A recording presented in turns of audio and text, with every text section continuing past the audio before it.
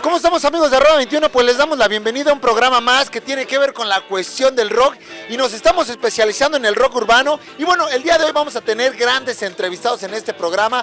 Uno de ellos, mi querido Charlie Montana, el vaquero rock and rollero. Charlie, ¿cómo estás? A la orden, aquí chambeando bien duro. Preparando su nuevo material discográfico que la verdad va a estar del uno. Y bueno, también vamos a tener más entrevistados con mi querido David Cortés, que nos va a platicar un poco de la historia del rock, cómo se hace, cómo nace y realmente cómo se ha mantenido durante tantos años en el gusto del público. Pero bueno, un sinfín de cosas que vamos a ver en este programa, pero bueno, ya no los voy a chorear más, como se los digo. Ahora sí, acompáñenme a disfrutar de este programa que tiene que ver con el rock urbano. ¡Vámonos!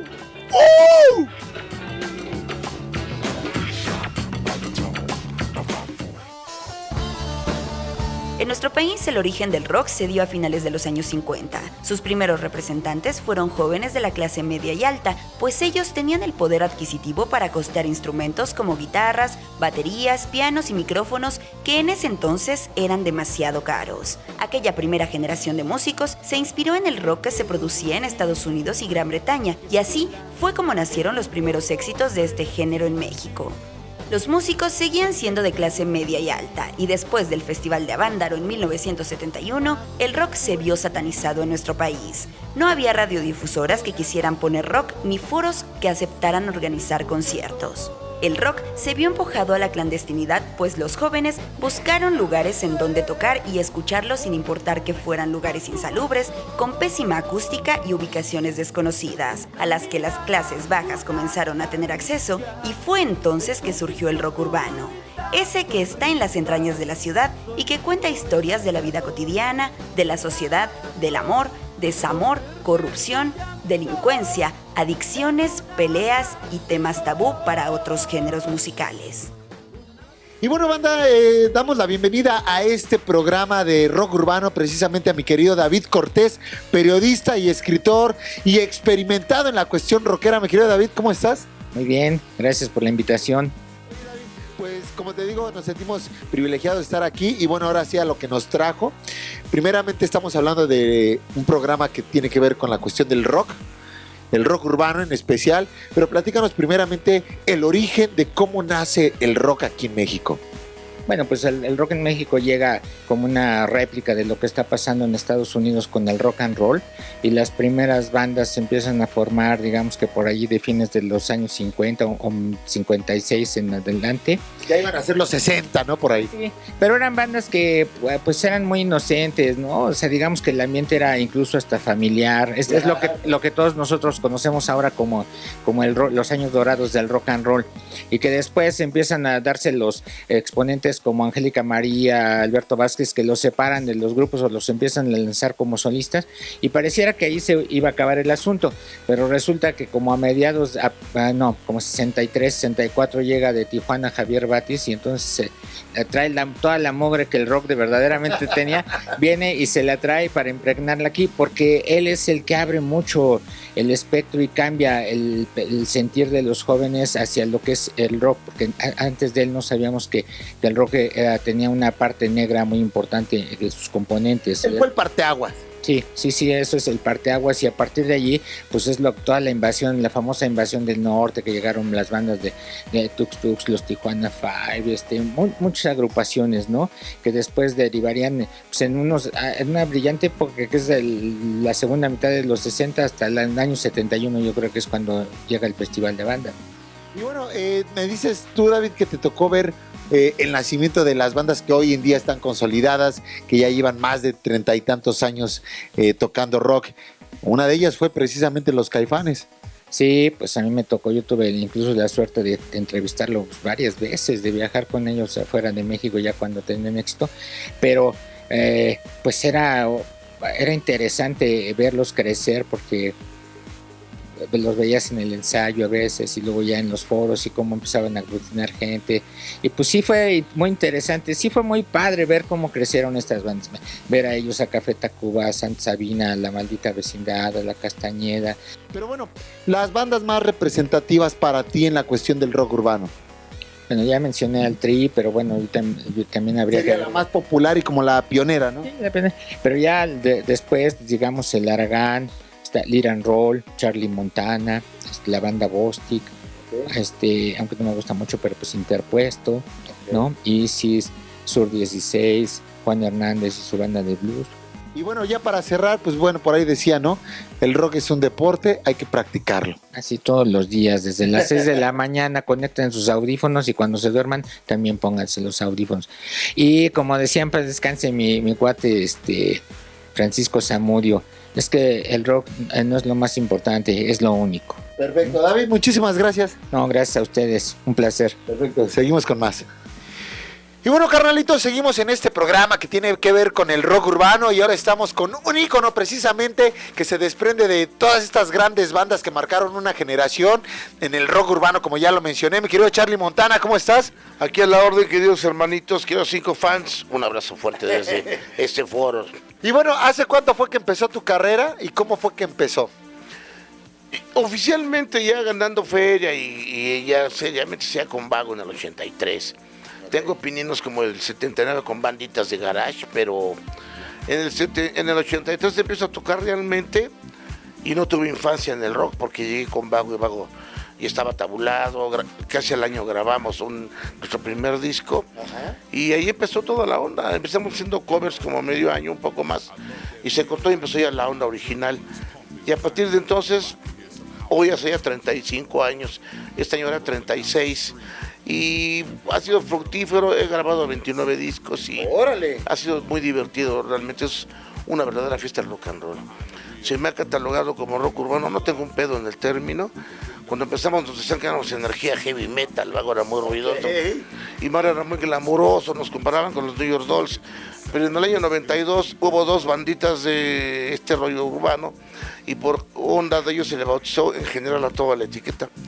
No me importa el término, ni me desagrada ni nada de ello. Para mí el rock urbano, decir rock urbano es decir pueblo, decir La Habana, la sociedad del rock, la clase trabajadora. Oye, carnalito, pues decimos que eres de la primera camada de la cuestión del rock urbano porque surges con estas grandes bandas que hoy en día son íconos. Bueno, la primera camada yo pensaba que era urbana, no era urbana. Se entiende según el maestro Federico Arana, que fue el periodo más fuerte de la psicodelia en México, que era Fachada de Piedra, Nuevo México, Toncho Pilatos, Ritual, Dux, Enigma, estas bandas de ese tiempo, que era un periodo como 68, 72 tal vez. Entonces ¿no? puede decir que ellos fueron la primera camada. Pero eran psicodélicos, no eran rock urbano. Yo pensaba que eran realmente nuestros abuelos, nuestros antecesores. No, era una línea diferente, de acuerdo a lo que dice el señor Arana, y tiene razón en ello, él está rockeando desde los 45, creo que tiene ya haciendo discos. Los 5 grupos de rock que parece que son los únicos en México desde hace 30 años, pues ni tocan rock y unos ni son mexicanos. Claro. Bueno, se han comentado tantas cosas ambiguas que no acaban de darnos una razón. Y tristemente las bandas fuertes, históricas, no volaron o no las dejan pasar. Pero ¿no crees que eso se debe? Mira, porque vamos a platicar un poco. El rock, pues tiene muchas vertientes, ¿no? Está, como decías, el rock and roll, ¿no? El rock pop, el rock urbano, y de ahí se desprenden muchas cuestiones del rock, ¿no? El rock, nos llama mucho la atención que el rock urbano, a pesar de no haber tenido el apoyo de los medios, se sigue manteniendo, porque ustedes fueron como la suciedad del rock. Por ahí lo decía mi querido David Cortés, porque como cuando llegó Javier Batis, precisamente lo veían como pues, que trajo la mugre, ¿no?, al rock. Sí, Javier Batis es un carnal que anda por ahí, sigue tomando y se ve. Abrazo, Miguel. Pero fue uno de los primeros que trajo como la cuestión sucia. Y continúa, él está muy bien situado, bueno, es que en nuestros casos no hubo un indicador de ponte esta corbata, dile hacia la gente, esto no lo hagas. Dirígete de esta manera. Entonces fue muy abierta la forma de tocar y al final pues no le gustó a muchos personajes a los artistas de pop que salen en la tele, hacen un video caro. Claro. Tienes varo, tu mamá trabaja de periodista en un programa, o tu tío es el director de la revista. Tienes con él.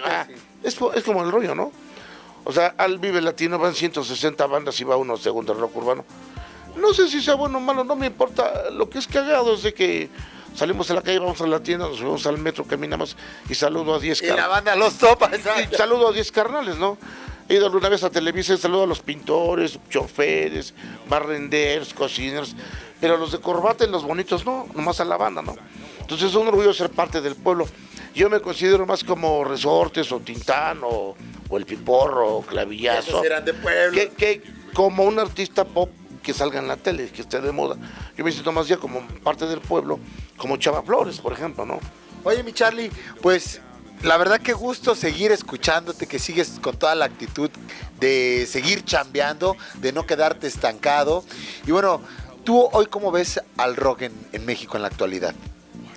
Pues mira, el rock ahorita tiene un de onda porque las redes sociales, los medios masivos de comunicación son gratis. Hay alternativas, cómo grabar, cómo producir un disco, cómo aprender a componer, hay todo. Y no lo están aprovechando tanto. Claro. Y con lo de la piratería, la plataforma digital, y que Madonna, Bono y Mick Jagger no han dicho que sigue con la industria de la música, claro, estamos detenidos. Nosotros como quiera pues ya la armamos, o si nos lleva el carajo ni pedo, pero las generaciones nuevas cómo lo van a hacer, ¿no? Claro. Y eso, hacer una canción mal armada, con un equipo casero y subirla a YouTube, no se me hace como la plataforma, como la dinámica a seguir. No creo mucho en eso. Yo creo que habrá que seguir grabando en estudios, como el estudio 19, que es análogo, es totalmente de bulbos. Me preocupan los chavitos, son los que quisiera que se mantengan con sus nuevas bandas y le estén pegando, que no paren, que no paren. Eso es un buen consejo, ¿no? Estarle macheteando. Sí, y más que nada aprender a tocar antes de querer subirse a la tarima, ¿no? Y ya querer cobrar como los grandes. Porque siempre está al revés. No les pagan, luego ellos pagan por tocar, eso es lo peor. No, pero lo peor también es cuando ya se sienten rockstars y ya quieren cobrar como los grandes, que dicen, ¿cómo es posible que él cobra tanto y yo no? Pues el problema es de que no es tanto cobrar, sino si con ese dinero puedes hacer una producción importante, más que te la lleves a tu casa para comprar dulces y chelas, será que le invirtieras, si te la pagaran, en tu rollo, ¿no? Claro. Y ahora, mi Charlie, ¿qué estás preparando? A ver, platícanos un poco si nos puedes adelantar. Pues mira, estamos haciendo un reciclaje de toda la historia, el pasado, el presente y el futuro. Vamos a dar la actualidad a muchos temas, desde el principio hasta el último, recientemente, que es, digamos, mi legado, mi obra, mi trabajo, a través de Mara Vago y Charlie Montana. Okay. Entonces lo vamos a juntar todo para que truene, pues, nuevo, novedosón. Y ha sido tan divertido encontrarte con los fantasmas de esas canciones. Por ejemplo, aquí donde nacieron muchas, volverlos a ver y de repente se cae la ropa de allá, ese botón se abre, se oye un ruido. Son los fantasmas de las mismas canciones. Y se está estudiando con oficinas que se haga una gira. No hay nada formal porque, pues, como soy no vendo boletos, pues nadie me quiere vender. Claro. Entonces no sé si alguien me da la mano. Por favor, hacemos lo que pudimos. Pues estoy en pláticas con varias oficinas y posiblemente agarremos una gira. Pues ahora sí, tus redes sociales para que la gente esté muy al pendiente de lo que estás preparando. Mi Twitter es Charlie Montana, mi Facebook es Charlie Montana, mi Instagram es Real Charlie Montana. Pues estoy a la orden en el Facebook, en el Instagram y en el Twitter. Mi Charlie, muchísimas gracias, carnal. Perpetuidad a mis carnales, que sigan con este programa fuertemente. ¡Yeah!